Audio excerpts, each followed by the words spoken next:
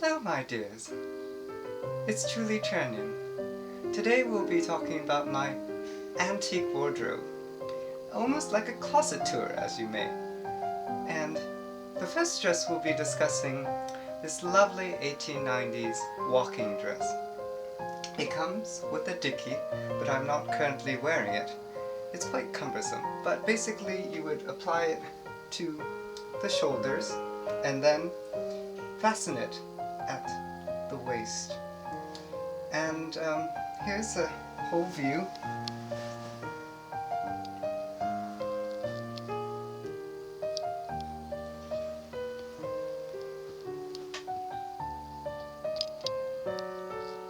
And what I love about this dress is that we found it in Austin, and we were at a trip with my family and my girlfriend, Matt's cosplay.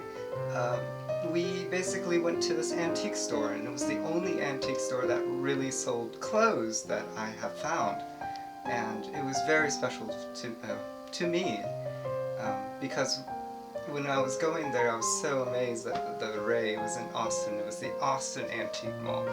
If anyone has gone there, it's very, very good. And this dress, I had to have it. You know, yellow is a very rare color in the period. If you look at a lot of pieces back then, they're usually white or in other colors. But of course, in the time, color was very, if you had color, it was very rich. And of course, if you look at a lot of pieces, they're quite, there's a lot of textiles that went through into dyeing and making these pieces. But of course, I was very happy to get it, and I wore it for my 24th birthday, and it was a very special dress. So, and I just love the beautiful,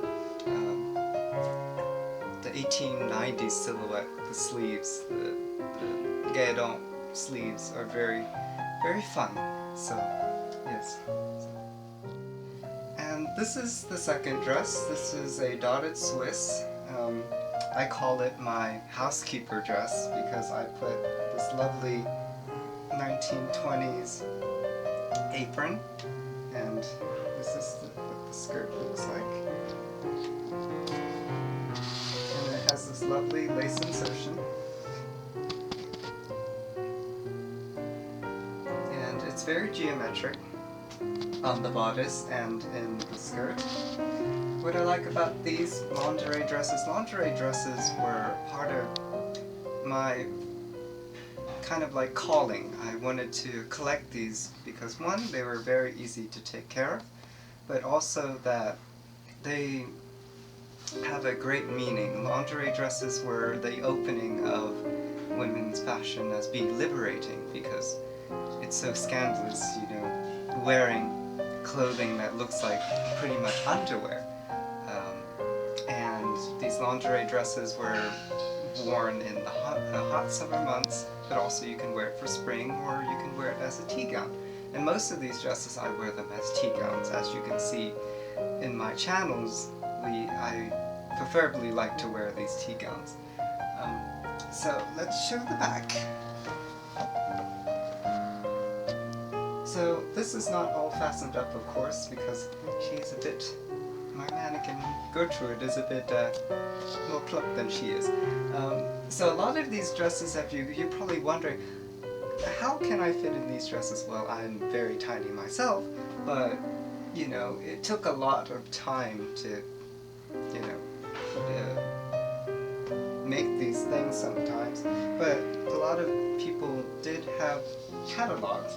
In my later in the video, I'll be showing a dress that is a catalog dress. You would find it in a catalog, and you would mail it in, and you would receive it. Some of these dresses were made at home, so a lot of the pieces you see in my collection do look like they were from a seamstress at home. So I do enjoy those. It talks about a lot of history right in itself. this is the next dress. This is actually a mystery. I received it in the mail, and I actually don't remember if I had bought it, but it's kind of funny. But this is a circa 1902 dress, and I believe it's a wedding trousseau because it came with 4 pieces in the. So basically, it came with a petticoat.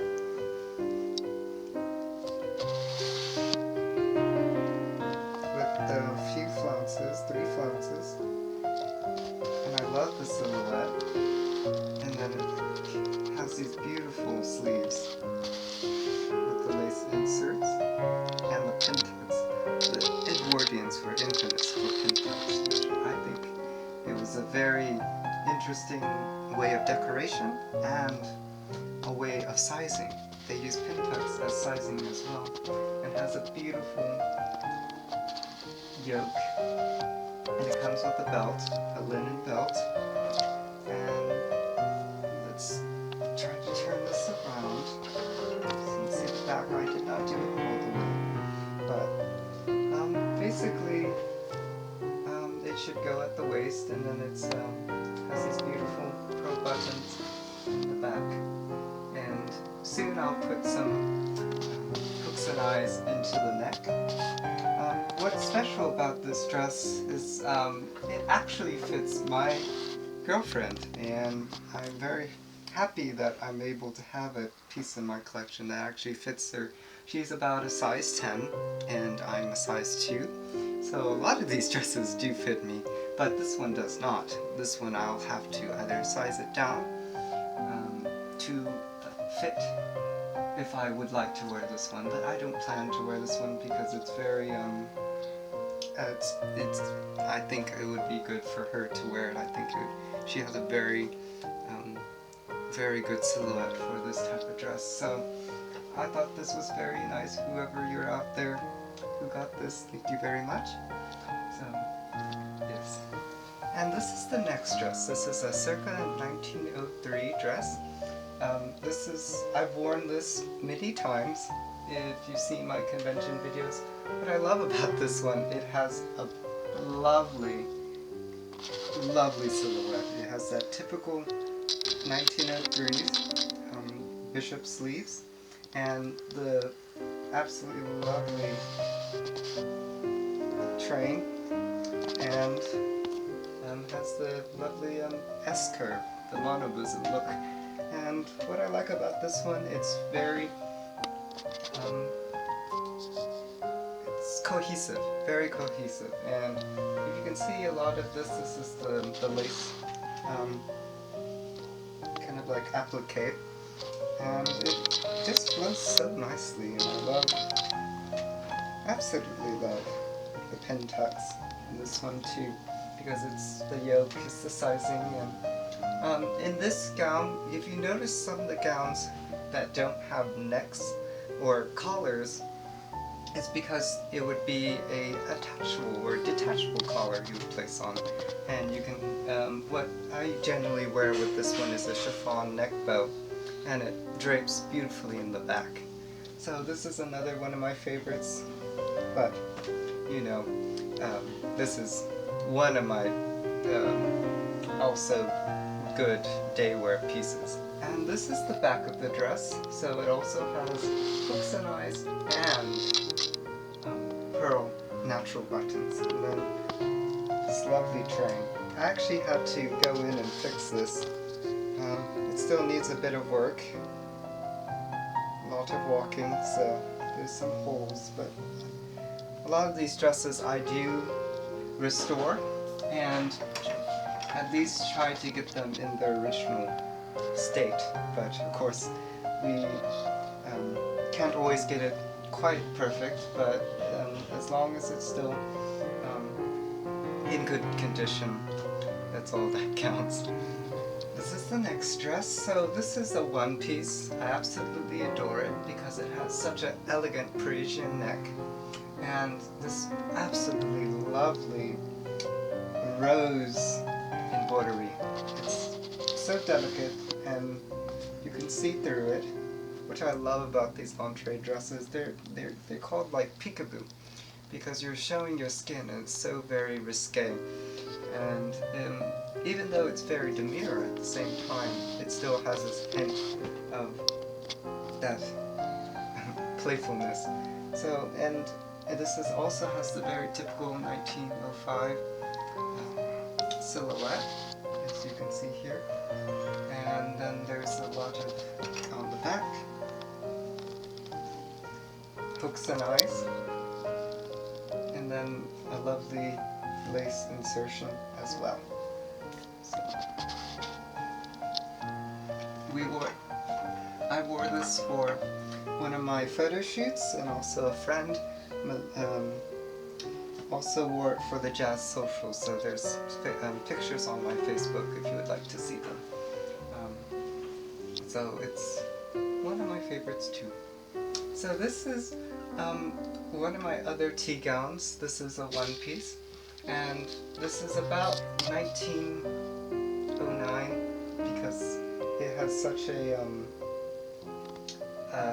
thin sleeves, but this is absolutely sumptuous. This was a tumultuous restoration project. It came in, it was like paper, and so yellow that by the touch it would have crumbled.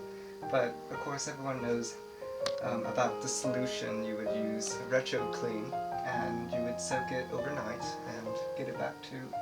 Unfortunately, there's a lot of rust that is still on the collar and in certain places because the original owner probably didn't air. They aired it out once they.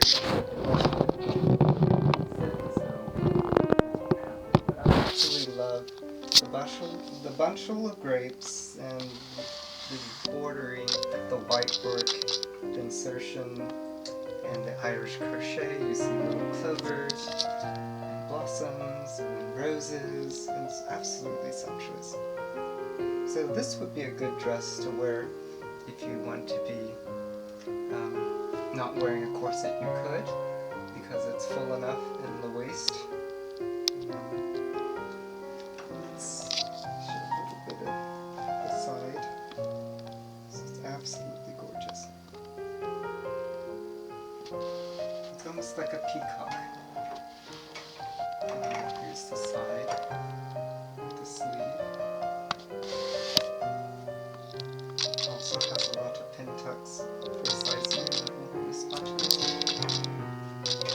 And it has a silk collar, which is kind of in fray, but see, I had to change out almost 33 hooks and eyes to save this piece. It originally, they had them, but they were all rusting and they were falling apart, so basically I went back in and painstakingly put them back in. So, but it is still a very sumptuous piece. And it also has a very beautiful train. What's funny about this dress, there's 3 ginormous moth holes. So they were in the part of the train, I can't even notice where it was now. So it was in the back and on the side and a bit, I can't even tell anymore. Oh, and then down on the train. So it's very long. This could have been a wedding dress as well. But I think you would go out to see the races or go on a promenade. It'd be very lovely. And this is another recent addition. So this is a very beautiful Parisian style dress, exactly 1900. Because of the silhouette, it's very straight and still transitioning into, it could be speculated to be also 1902 because the sleeves kind of have this bishop's shape. This actually came with this dress. It was like a yoke piece that is separate, and you would place that under, and this is also very beautiful because it has this beautiful black velvet for the trim, and at the yoke, on the bodice, and then a little turn on the side, the sleeve, very Parisian. And then it has the lovely lace. I have to also fix this one up. And then if you look closely at the pattern, it's like little bows and little black flowers. So this print is very sweet and lovely. I can imagine a woman buying flowers in the garden in front of the Eiffel Tower during that time. So it is a very pretty dress. So this is a lovely country dress, and this is about circa 1897. It has the silhouette and this yoke detail and the sleeves, and this has a lot of character and a lot of story. The young girl, or the young woman who originally wore this, this is a home piece, and she did a lot of modification. Here's the back, and also this does happen to a lot of us who are sewers, and she tried to match the lace, and you can see there's a black lace and a brown lace. So she tried to use what she could at whatever means she was. She tried to look her best. And also a little accident. So basically, this was sewn in like this seam, and basically I was curious and I opened it up. So she had a, excuse me, accident. So that was quite. She was trying to save her best dress, so she would have worn it to church or for a special occasion. So I'll have to try to find a way to fix that, either with an enzyme or something of the sort. So I haven't got the chance. And this is actually, I haven't been able to wear this one because it's actually too small for me as a first. So there we go. So actually, this was my very first acquisition. I was just getting into antique fashion. When I was a young teen, I loved Victorian fashion, and I got into, and then I became in love with the Edwardian fashion. But this could be a 1901 dress, or 1901, or circa 1908 dress, pardon me, and because it just has that very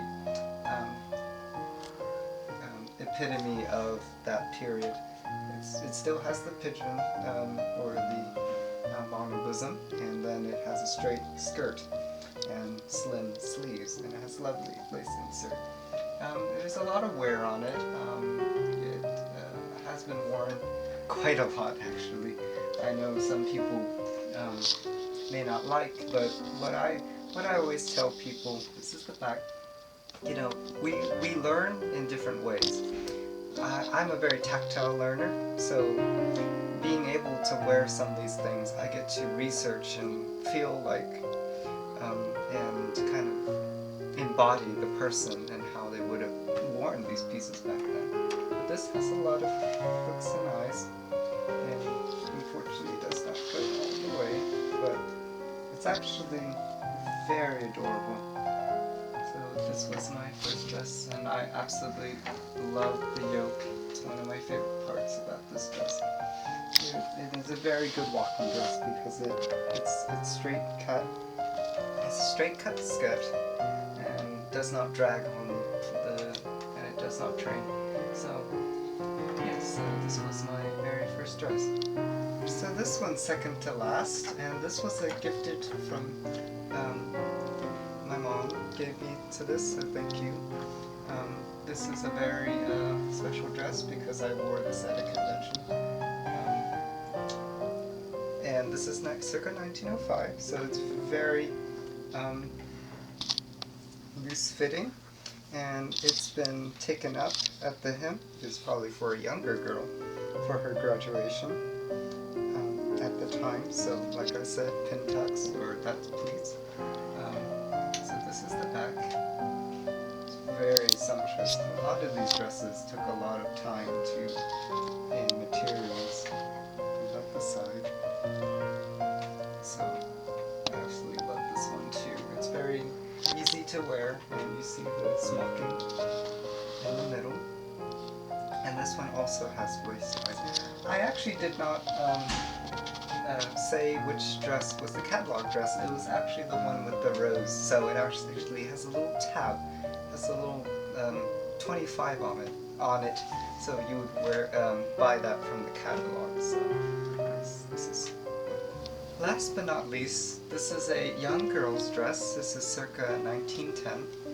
So basically, it has a lovely yoke and kimono style sleeve, as it goes in like a tunic T formation. So it's very lovely and very sweet. This was gifted to me by Kevin and Julie. Thank you very much. And it was a rental piece, so it is very tiny because it's a little girl's. But it's actually very sweet, and I love and adore the eyelet and